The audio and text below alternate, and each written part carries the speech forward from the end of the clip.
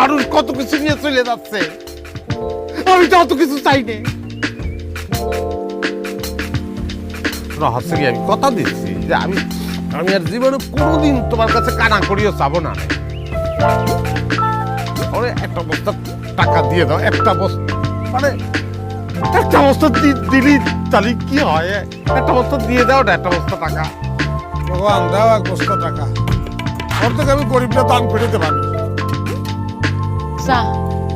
আর কত চাবো, কত চাবো ভগবান? 24 ঘন্টা ধরে চাচ্ছি, এক বস্তা টাকা দাও।